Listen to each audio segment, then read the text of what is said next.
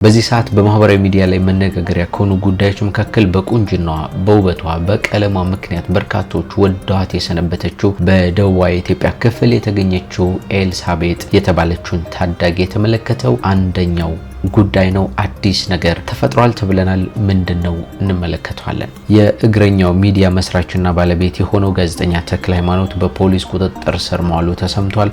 ምንድነው ምክንያቱ? የቀጣይ ሂደቶችስ ምንድነው የሚሆኑት? አሁን ያለበት ሁኔታስ ምን ይመስላል የሚለውን እናያለን። ተወዳጇ ተዋናይት ሰላም ተስፋዬ በማህበራዊ ሚዲያ ላይ ከዚህ ቀደም የላከችው ያስተላለፈችው መልእክት እኔ በጣም ስለገረመኝና ልዩ የሆነ መልእክት ስላለው እንድትሰሙት እንጋብዛችኋለን። ይሄንንም እናነሳዋለን። ሰላሜ እንዲጠፋ በተላከ ጉዳይ ላይ፣ እንድጠላ በተላከ ጉዳይ ላይ ሌላው ግን ዛሬ በማህበራዊ ሚዲያ ላይ እንድንመለከተው፣ እንድናየው፣ እንድንወያይበትና እንድንማማርበት ከፈለኩት ጉዳይ መካከል አንደኛው ልክ እንደ ወንድማማቾች የሚቆጠሩት ከልጅነታቸው ጀምሮ በርካታ ኪነ ጥበባዊ ስራዎችን በመስራት የምናውቃቸው ሐዋሳ ያበቀለቻቸው ድምፃውያን ማሚላና ኪችኒን የተመለከተ ነው። በመካከላቸው ከባድ የተባለ ነገር ተፈጥሮ ሁለቱም የተለያዩ የቃላት ጦርነት ላይ ገብተዋል በዚህ ሰዓት እና ጉዳዩ ወደ ተባባሰ ነገር እንዳይሄድም በርካቶች ጥሪያቸውን እያቀረቡ ነው። ከሁሉም በላይ ለተወዳጁ ለሰይፉ ፋንታሁን ይህ ጥሪ ቀርቦለታል። ምክንያቱ ምንድነው? ምንድነው ያጋጫቸው ነገር? በመካከላቸው ምን ተፈጥሯል? እናየዋለን በዝርዝር። በእስር ላይ የሰነበተው ቲክቶከሩ መንሱር ጀማልን በተመለከተ በፍርድ ቤት የነበረው ውሎ ላይ አዲስ ክስተት መፈጠሩ ነው የተሰማው። ምንድነው ብለን ይሄንን እናነሳለን። እነዚህንና ሌሎች ጉዳዮችን ሰብሰብ አድርገን የተገናኘ ነው። እንደምንሰነበታችሁ እጅግ የምንወዳችሁና የምናከብራችሁ ጎራ ስቱዲዮ ቤተሰቦች፣ እንደምታውቁት ቻናላችን ወቅታዊ፣ ማህበራዊ እንዲሁም አዝናኝና አስተማሪ የሆኑ ልዩ ታሪኮችን እንዲህ እየዳሰሰ ወደ እናንተ ያቀርባል። ጌታቸው በላይ የመሰናዶ አዘጋጅና አቅራቢ ሆኜ አብሬያችሁ ቆይታ አደርጋለሁ። ይሄንን ቻናል ያልተቀላቀላችሁ፣ ሰብስክራይብ ያላደረጋችሁ ወይም አዲስ የሆናችሁ ሰብስክራይብ አድርጉን። ሐሳብ አስተያየታችሁን ኮሜንት ላይ ጻፉልን። ቪዲዮንም ላይክ አድርጋችሁ ጀምሩ። በቀጥታ ወደ ዝግጅቱ እንለፍ።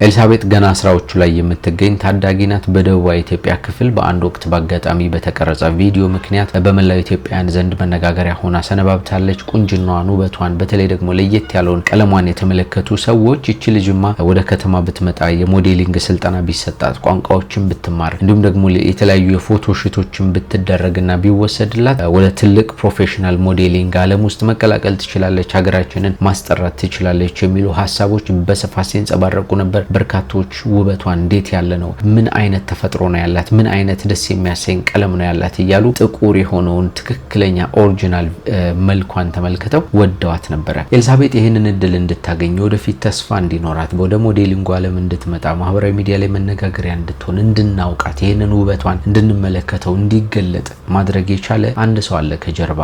ፎቶግራፈር ምስክር ከበደ ተብሎ ይጠራል። የጉዞ አድዋ ስራ አስኪያጅ እንደሆነ ነው የሰማሁት። ታዲያ ያላችሁ እንግዶችን ይዞ ኤልሳቤጥ ወዳለችበት አካባቢ፣ ወደ መንደሩ፣ ወደ ገጠሩ ስፍራ፣ ወደ ማዕከላዊ ኢትዮጵያ አቀና። በስፍራው ታዲያ የዚች ልጅ ለየት ያለው በተመለከተ ፎቶ አነሳት፣ ቪዲዮ ቀርጾ በማህበራዊ ሚዲያ ላይ አሰራጨ። ያው መነጋገሪያነቷ ቀጠለ ማለት ነውና እንዲህ አይነት የተባረኩ ልጆች አሉ። ከዚህ በፊት የጋዜጠኝነት ትምህርትኛ በምንማርበት ጊዜ አንድ ሀሳብ ተነስቶ ነበር፣ ወይም አንድ ትምህርት ተምረናል። ፎቶ ጆርናሊዝም የሚባል ትምህርት። እዚህ ነገር ላይ የምናየው ነገር ምን መሰላችሁ? ፎቶ ስቶሪ መናገር ይችላል፣ ወይም ታሪክን፣ ወይም የሆነ ሀሳብን፣ ወይም የሆነ ዜና ምንም አይነት ቃል ሳትጠቀሙ፣ ምንም አይነት ድምጽ ሳታወጡ ግን በፎቶግራፉ ብቻ መልእክት ማስተላለፍ የምትችሉበት አይነት ጥበብ ነውና ይህ ልጅም ይህንን ጥበብ ነው መናገር የቻለው። የተለያዩ ታሪኮችን በፎቶ ብቻ መናገር የቻሉ ጥበበኞች አሉ ከዚህ በፊት እንደምናውቀውና ይህም ልጅ ይህንን ጥበብ ነው ማምጣት የቻለው። በአጋጣሚ ከጓደኛዋ ጋር እየተጫወተች ባለበት ድንገት ነው ቪዲዮ ቀርጾ ፎቶ አንስቶ በማህበራዊ ሚዲያ ላይ የለቀቀው። ከዚያ ጊዜ ጀምሮ ነው እንግዲህ አሁን የነገርኳችሁ ነገሮች መነጋገሪያ ሆነው የሰነበቱት ማለት ነው። ከዚያ ወደ አዲስ አበባ እንድትመጣናም ህይወቷ እንዲስተካከል፣ እንዲሻሻል፣ ወደ ሞዴሊንግ ዓለም እንድትገባ ምንድነው መደረግ ያለበት የሚሉ ጥያቄዎች ተነሱ። ተወዳጁ በጎ አድራጊ ማስተር አብነት ከበደ ወደ አዲስ አበባ እንዳመጣት ከዚህ ቀደም ተነግሮ ነበር።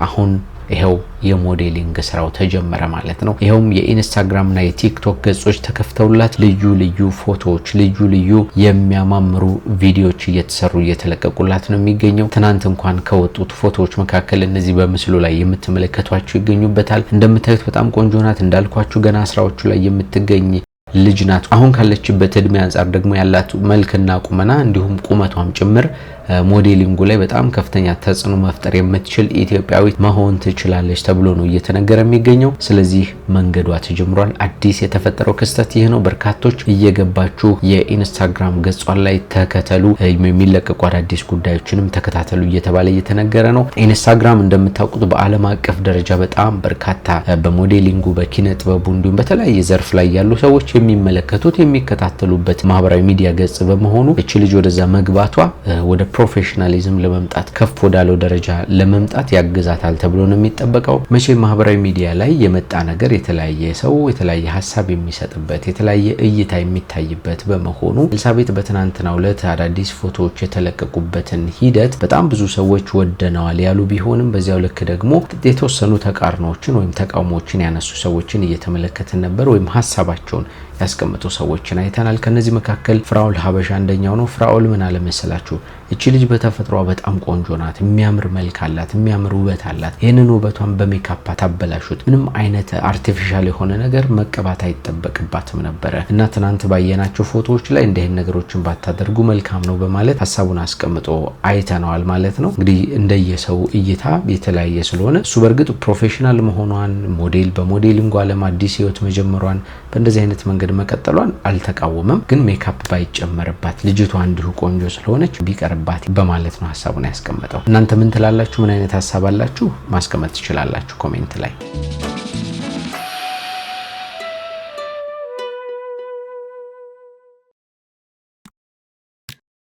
ጋዜጠኛ ተክለሃይማኖት አዳነ የእግረኛው ሚዲያ መስራችና ባለቤት ነው። እንደምታውቁት የተለያዩ ማህበራዊ ጉዳዮችን፣ ወቅታዊ ጉዳዮችን፣ ልዩ አነጋጋሪ የተባሉ ክስተቶችን በዚሁ በእግረኛው ሚዲያ በኩል እንግዶችን በመጋበዝ አከራካሪ የተባሉ ጥያቄዎችንም በማንሳት ጭምር ይታወቃል። በጣም በርካታ ተከታዮች ያሉት ሰው ነው። ከዚህ ቀደም የኔታ ቲዩብ ላይ በስፋት እናውቀዋለን። በቴሌቪዥንም እንዲሁ በብስራት ቴሌቪዥን ልዩ ፕሮግራሞችን፣ የመዝናኛ ዝግጅቶችን በማዘጋጀት በማቅረብ ይታወቃል። በሬዲዮም ጭምር በብስራት ሬዲዮ ብትሉ፣ ከዛ በፊት ደግሞ በኢትዮ ኤፍኤም የነሰራዊት ፍቅሬና የነሰይፉ ፋንታውን እንደሆነ የሚነገረው በኢትዮ ኤፍኤም በኩልም ልዩ ፕሮግራሞችን እንዲሁ እያዘጋጀ ያቀርብ ነበር። እንዲያውም ከዚህ ቀደም ሰራዊት ፍቅሬን እንግዳ አድርጎ ቃለ መጠይቅ በሚያደርግበት ጊዜ ለኔ ስኬት ለኔ መንገድ በጣም ትልቅ አስተዋጽኦ ካላቸው ሰዎች መካከል አንዱ አንተና ሰራዊት ፍቅሬ፣ ኢትዮ ኤፍኤም ላይ ትልቅ እድል ሰጥተኸኝ በስፋት አገኘህ ነበረ እና በጣም አመሰግናለሁ እያለ ሀሳቡን ሲገልጽ እንሰማው ነበርና በሚዲያው ዘርፍ ላይ እንደዚህ አይነት አገልግሎቶችን እየሰራ የቆየ ጋዜጠኛ ነው ማለት ነው ተክለሃይማኖት አዳነ። በቅርቡ ታዲያ አንድ ፕሮግራም ሰርቶ ነበር። እዚህ በምስሉ ላይ የምትመለከቱትን ግለሰብ በእግረኛው ሚዲያ በኩል በመጋበዝ የኢትዮጵያ መከላከያ ሰራዊት ልብስ ለብሶ ሰውየው የተለያዩ ሀሳቦችን ሲያንጸባርቅ ነበርና ያ ደግሞ የመከላከያ ሰራዊቱ ልብስ ለብሶ በእነዚህ አይነት መንገድ የተለያዩ ሀሳቦችን ማንጸባረቅም ሆነ ያልተገቡ ነገሮችን ማድረግ በሕግ የሚያስጠይቅ በመሆኑ ሰውየው ያንን ነገር በመናገሩ ሚዲያው ደግሞ ይሄንን እንዲናገር እድል በመስጠቱ ተክለሃይማኖትም ሆነ ይሄኛው ግለሰብ በቁጥጥር ስር እንደዋሉ ነው የተገለጸው። በትናንትናው ዕለት የወጡ መረጃዎች እንደሚጠቁሙት ማለት ነው። ጋዜጠኛው በቁጥጥር ስር የዋለው ሐምሌ 23 ቀን 2018 ዓ.ም ሲሆን ይህንን ዜና እንደሰማን ወዲያው ቆየት ብሎ ደግሞ የመከላከያ ሰራዊቱ ልብስ ለብሶ በዚሁ ሚዲያ ላይ ሀሳቡን ያንጸባረቀው ግለሰብም እንዲሁ በቁጥጥር ስር መዋሉ ነው የተገለጸው። አበባየሁ ደሜ በሚል መጠሪያ ነው የሚታወቀው። በፌዴራል ፖሊስ በቁጥጥር ስር ውሏል በማለት ጉርሻ ገጽ አስቀምጧል። የሀገር መከላከያ ሰራዊት አልባሳት በመጠቀም በየማህበራዊ ሚዲያው ላይ አላስፈላጊ መልእክቶችን እንዲሁም የአንድነትና የፍቅር ሀሳብ ከማስተላለፍ ይልቅ የመከፋፈል ንግግሮችን ሲያሰራጭ የነበረው አበባየሁ ደሜ በቁጥጥር ስር መዋሉ ነው የተገለጸው። አበባየሁ ደሜ በትናንትናው ዕለት ከቀኑ 10 ሰዓት ከ50 አካባቢ ሜክሲኮ ኬኬር ህንጻ ወረድ ብሎ በሚገኘው የፌዴራል ፖሊስ ወንጀል ምርመራ ቢሮ መወሰዱ ነው የተረጋገጠው። ከዚሁ ጋር በተያያዘ በዛሀበሻ በኩል ያገኘነው መረጃ እንደሚጠቁመው ከሆነ የፌዴራል ፖሊስ ጋዜጠኛ ተክለሃይማኖትን በትናንትናው ዕለት የፌዴራል የመጀመሪያ ደረጃ ፍርድ ቤት ላይ አንደኛ የወንጀል ችሎት ያቀረበው ሲሆን ፍርድ ቤቱ የፖሊስን የክስ መዝገብ ከመረመረ በኋላ የቀረበለትን የጊዜ ቀጠሮ ጥያቄ በመቀበል ለሐምሌ 28 ቀን 2018 ዓ.ም ተለዋጭ ቀጠሮ እንደሰጠ ነው የተገለጸው። በመሆኑም ጋዜጠኛ ተክለሃይማኖት ከቀጠሮ ዕለት ድረስ በማረሚያ ቤት በእስር እንዲቆይ ነው የሚደረገው ተብሏል። ጋዜጠኛ ተክለ ሃይማኖት አዳነ በቅርቡ ከፊንቴክ ኢንቨስትመንት ጋር በተገናኘ በእስር ላይ ሰነባብተው ከዚያ ደግሞ በዋስትና ወጥተው ከቤታቸው ሆነው የፍርድ ቤት ሂደታቸውን እየተከታተሉ የሚገኙትን አርቲስቶቹን እነ ሰራዊት ፍቅሬንና እነ ሰለሞን ቦጋለ ሌሎችንም አርቲስቶች ሰብሰብ አድርጎ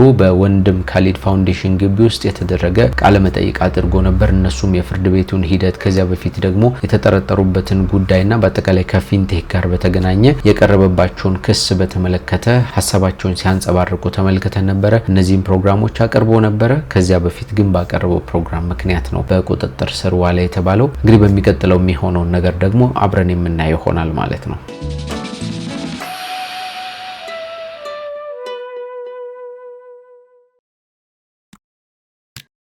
ተወዳጇ ተዋናይት ሰላም ተስፋዬ በመግቢያችን ላይ ካነሳውላችሁ ነጥቦች መካከል አንደኛዋ ነበረች። ሰላም በእርግጥ ቆየት ያለ ነው ቪዲዮ በማህበራዊ ሚዲያ ገጿ ላይ የለቀቀችው አንድ ቪዲዮ በጣም ስለገረመኝ በጣም በመረጋጋት ውስጥ በጣም በሰከነ መንፈስ ውስጥ ሆና ነገሮችን እየመረመረች ያየችበት መንገድ ያየችበት መነጽርና ፈጣሪዋን ደግሞ ያመሰገነችበት መንገድ በጣም ስለገረመኝ ነው። እስኪ አድምጡትና ሐሳቡን እንመለስበታለን። ሁሌም ህይወቴ ላይ ምን ኖቲስ እንደማድረግ ልንገራችሁ።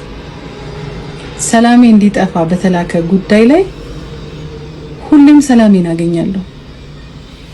እንድነከስር በተላከ ነገር ላይ አትርፌ አውቃለሁ። ብዙ ጊዜ እንዳስጠላ በተላከ ነገር ላይ በራሱ በተላከው ጉዳይ አምሬ አውቃለሁ። እንድጠላ በተላከ ጉዳይ ላይ ብዙ ጊዜ ተወድጄ አውቃለሁ። ኢማጂን እንደዚህ የሚያደርግ አምላክ ነው የምከተለው። እሱ አባቴ ነው፣ እኔም ልጁ ነኝ።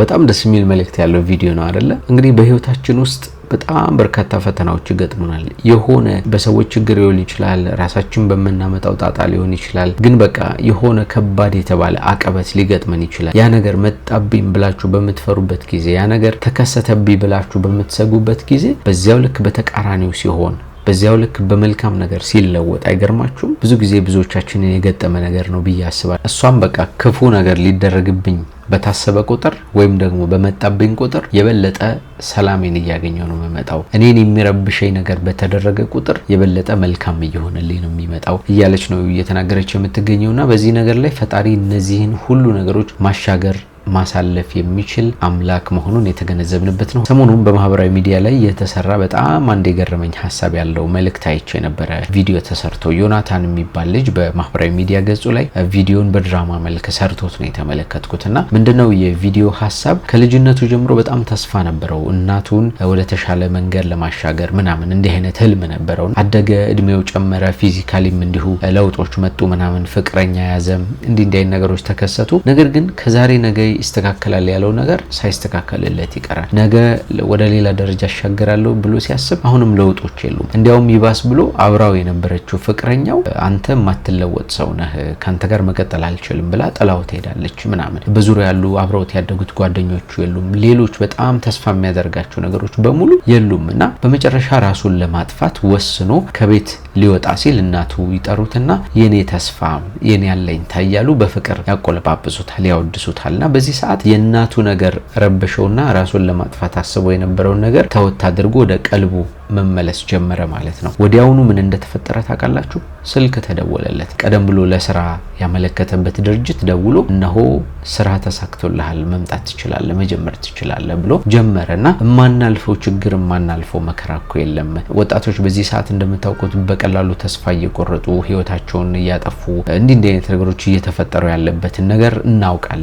በቃ ጥቂት ነገር ከታገስን የማያልፍ ችግር እንደሌለ የተገነዘብንበት በጣም አስተማሪ ነገር ነው። ህይወታችን ላይ ክፉ ነገር መጣ ብለን ስንበሳጭ እንዲህ ራሳችንን ለማጥፋት ሌላ ነገር ውስጥ ስንገባ ስናማረር ግን ፈጣሪ ሌላ መልካም ነገር ይዞልን እንደሚመጣ ከሰላም ተስፋዬ መልእክትም ለመረዳት ችለናል ማለት ነው። ይሄንን ነው እኔ የተገነዘብኩት። እናንተ የተገነዘባችሁትን ማስቀመጥ ትችላላችሁ በኮሜንት ላይ።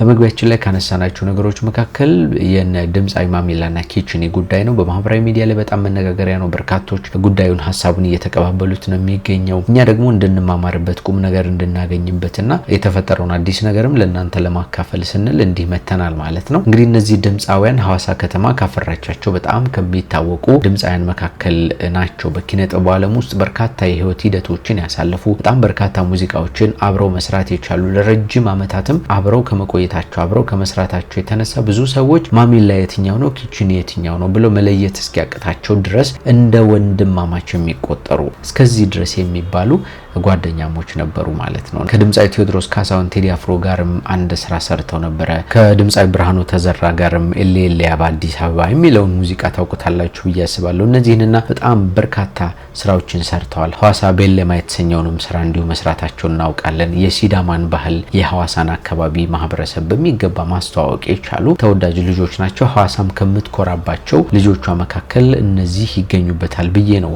የማስበው። ከቅርብ ዓመታት ወዲህ ግን እነዚህ ልጆች ተለያይተው የየራሳቸውን ስራ በመስራት ላይ ነው የሚገኙት። ማሚላም የራሱን ስራ ይሰራል፣ ኪችንም የራሱን ስራ ይሰራል ማለት ነው ለየብቻ።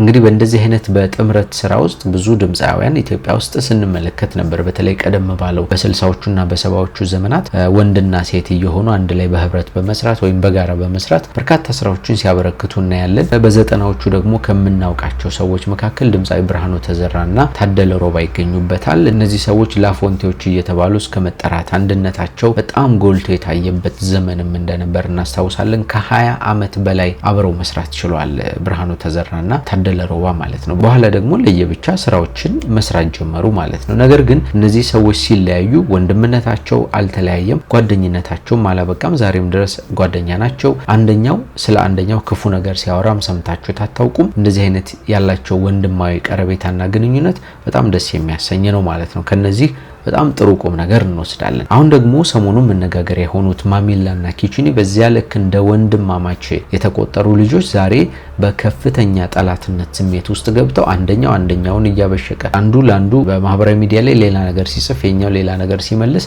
ወዳልተፈለገ ደረጃ እያመሩ ነው ተብሎ ነው እንግዲህ በርካቶች መነጋገር ያደረጓቸው። ሰሞኑን የተነሳው ነገር ምንድነው የተፈጠረው የሚለውን በተወሰነ መንገድ እንመልከት። ማሚላ እንዲህ ብሎ በፌስቡክ ገጹ ላይ አንድ ሐሳብ አስፍሯል።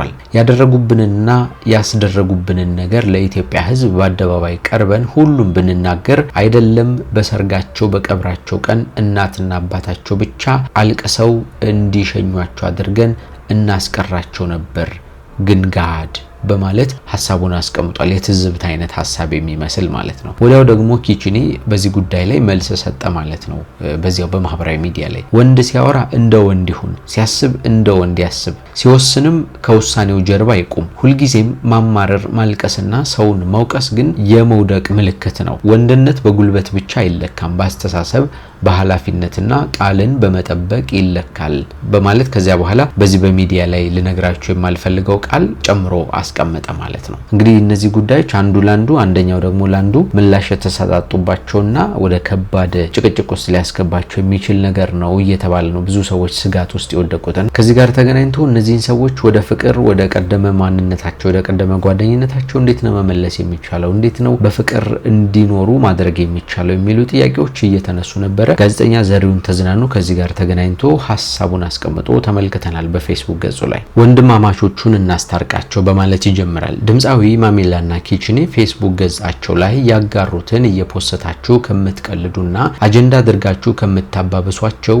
እንዲስማሙ እርቅም እንዲወርድ ብታደርጉ የተሻለ ሐሳብ ይመስለኛል በማለት ነው ያስቀመጠው።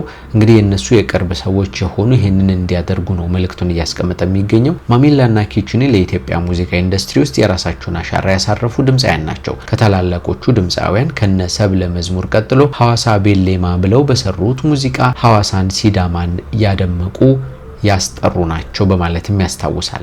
ባለመስማማት ከተለያዩ በኋላ በየግላቸው ደግሞ ምርጥ ነጠላ ሙዚቃዎችን ሰርተዋል። ማሚላ እንደ ጊዜው የተሰኘ ድንቅ አልበምም ከዚህ ቀደም አበርክቶ እንደነበርም ነው የሚናገረው።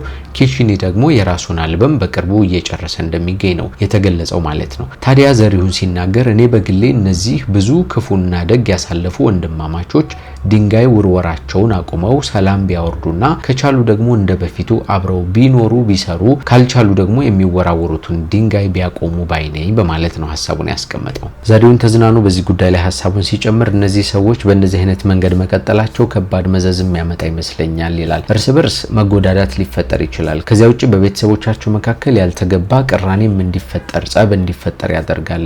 በደጋፊዎች መካከል ደግሞ ሁለት ጎራ ተከፍሎ ሌላው ያንደኛው ደጋፊ በሌላ በኩል ያለው ደግሞ ያንደኛው ደጋፊ ሆኖ በሁለት ጎራ ተከፍሎ ችግሮች እንዳይፈጠሩ ፈራለሁ ያለ ነው ሀሳቡን ያስቀመጠው ጋዜጠኛ ዘሪሁን ተዝናኑ። ዘሪሁን ካነሳቸው ነጥቦች መካከል ደግሞ በዩቲዩብ እና በሌሎች ማህበራዊ ሚዲያ ገጾች ላይ በርካታ ሰዎች ይህንን ሀሳብ እያመጡ የልጆቹን መጣላት ምክንያት አድርገው የተለያዩ ያልተገቡ ሀሳቦችን በማውራት ጉዳዩን ወዳልተፈለገ አቅጣጫ ከመውሰዳቸው በፊትም ሌሎች ሰዎች አጠገባቸው ሆናችሁ ወደ እርቅ ልታመጡት ይገባል፣ እንዲህ አይነት ሰዎችን ደግሞ አፋቸውን ልትዘጓቸው ነው የሚገባው እያለ ነው ሀሳቡን ያስቀመጠው ማለት ነው። ምክንያቱም ማህበራዊ ሚዲያ ላይ እንደምታውቁት የሆነች ኔጌቲቭ ነገር ስትነሳ በሰዎች መካከል የበለጠ ችግሮች እንዲባባሱ የተለያዩ ሀሳቦች እየተነሱ አንዱ በሌላኛው ላይ እንዲህ ነው እያለ ፍርድ እየሰጠ ምናምን ያልተገባ ነገር ውስጥ ስለሚገባ ይሄ የተለመደ ልማድ ስለሆነ ያ ነገር ከመፈጠሩ በፊት እነዚህ ሰዎች መታረቅ ይኖርባቸዋል ነው ያለው። በመግቢያችን ላይ እንዳልኳችሁ ለተወዳጁ ሰይፉ ፋንታሁን ዘሪሁን ተዝናኑ ጥሪውን አቀርቧል። እንደምታውቁት ሰይፉ የተለያዩ ሰዎች እርስ በርስ እንዲህ አይነት ግጭቶች ሲያጋጥሟቸው በመሀል ገብቶ ሽማግሌ በመሆን ችግራቸውን እንዲያወሩ አድርጎ ወደ መፍትሄው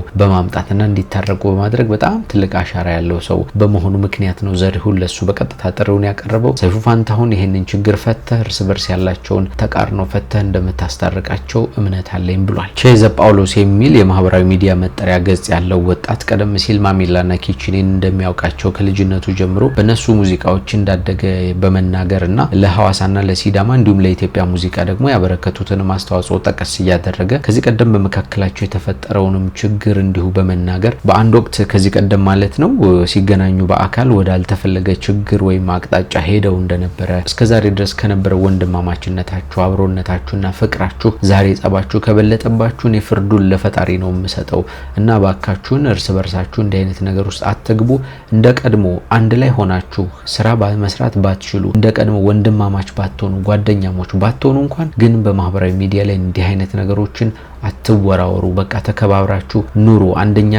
አንደኛችሁን አታንሱ በክፉ። ይሄ ደግሞ ለእናንተ የሚመጥን ነገርም አይደለም እያለ ነው ሀሳቡን ያስቀመጠውና ይህ በጣም የብዙ ሰዎች ሀሳብ ይመስለኛል። ችግሮች ሊኖሩ ይችላሉ፣ መጣላቶች ሊፈጠሩ ይችላሉ። ግን እንዲህ አይነቶቹን ችግሮች ደግሞ ወደ ማህበራዊ ሚዲያ ማምጣት ከእንደዚህ አይነት ታላላቅ ሰዎች የሚጠበቅ አይደለም እያሉ ነው እየገለጹ የሚገኘውና ማሚላና ኪቺኒ በመካከላቸው የተፈጠረው ነገር ተፈቶ ወደ መልካም ነገር መጥተው እንደ ቀድሞ ወዳጅነታቸው ጓደኝነታቸው እንደሚመለስ ሁላችንም ተስፋ እናደርጋለን። ያ ነገር ባይሳካ እንኳን ግን ሁለተኛ አንዱ በአንዱ ላይ ክፉ ነገር ሳያነሳ አንዱ በአንዱ ላይ ድንጋይ መወርወር አቁሞ በሰላም ለመኖር ተከባብረው መንገድ ላይ ሲገናኙ ሰላም ተባብለው ማለፍ ብቻ ህይወታቸውን እንደሚያደርጉ ተስፋ እናደርጋለን ማለት ነው። ይሄንን ነው የምንመኝላቸው። ምክንያቱም እንኳን ለነሱ ለታላላቅ ድምጻውያንና አርቲስቶች ይቅርና ለተራ ሰዎችም ቢሆን ጸብና ቂም በቀል አስፈላጊ ነገር ስላልሆነ ማለት ነው። ይሄ ነው መልእክታችን።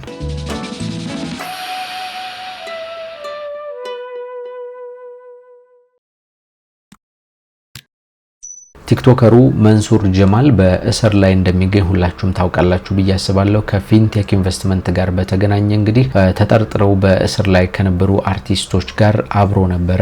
ታዲያ ሌሎቹ አርቲስቶች በዋስትና ሲወጡ በሱ ላይ ግን ተጨማሪ ምርመራዎችና ሌሎች አይነት ጉዳዮች አሉበት ስለተባለ በዚያው በእስር ሆኖ ጉዳዩን እንዲከታተል የፍርድ ቤት ቀጠሮችን እንዲያደርግ ነበረ። በቅርቡ ደግሞ የዋስትና መብቴ ሊከለከል አይገባም በማለት አቤቱታውን በማቅረቡ ፍርድ ቤቱ ደግሞ ይሄንን በመመልከቱ የዋስትና መብቱ እንደተፈቀደለት ነው ከሰሞኑ በነበረው ችሎት ላይ የተሰማው። ይሄን ደግሞ ዘሀበሻ በመረጃ አጋርቶናል። መንሱር እንግዲህ በ800 ሺህ ብር ዋስትና ነው ከእስር እንደሚለቀቅ የተነገረው። ነገር ግን የዋስትና ሂደቱና የህግ ሂደቱ እስኪያበቃ ድረስ ለጥቂት ቀናት በዚያው በእስር እንደሚቆይ ነው የተገለጸው ማለት ነው። ከመንሱር ጀማል ጋር በተገናኘ የወጣው አዲስ ነገር ይሄን ነው የሚመስለው። በሚቀጥለው እንግዲህ የፊንቴክ ጉዳይ ምን ላይ ይደርሳል፣ የአርቲስቶቹስ ነገር፣ የፍርድ ቤቱስ ሂደት ምን ይሆናል የሚለው እየተከታተልን ወደ እናንተ እናደርሳችኋለን ማለት ነው። በተለያየ ዓለም ክፍል ሆናችሁ እኛን ተቀዳሚ ምርጫ አድርጋችሁ የምትከታተሉን እጅግ የምንወዳችሁና የምናከብራችሁ ጎራ ስቱዲዮ ቤተሰቦች እንደምታውቁ ቻናላችን ወቅታዊ፣ ማህበራዊ እንዲሁም አዝናኝና አስተማሪ የተባሉ ጉዳዮችን እንዲህ እየዳሰሰ ያቀርባል። ዛሬም የሰሞንኛ አነጋጋሪ ክስተቶችን እንዲህ አቅርበንላችኋል። ጌታቸው ላይ ደግሞ የመሰናዶ አዘጋጅና አቅራቢ ሆኜ እንዲያብራችሁ ቆይታ አድርጌያለሁ። ለዚህ ቻናል አዲስ ሆናችሁ ሰብስክራይብ አድርጉ። ሀሳብ አስተያየታችሁን ኮሜንት ላይ አስቀምጡልን። ቪዲዮ ላይክ አድርጉ። በሚቀጥለው በአዳዲስ ጉዳዮች እንደገና ተመልሰን እንገናኛለን። ግን እስከዚያ ሰላም ሁኑልን። በያላችሁበት ቸር ይግጠማችሁ። መልካም ጊዜ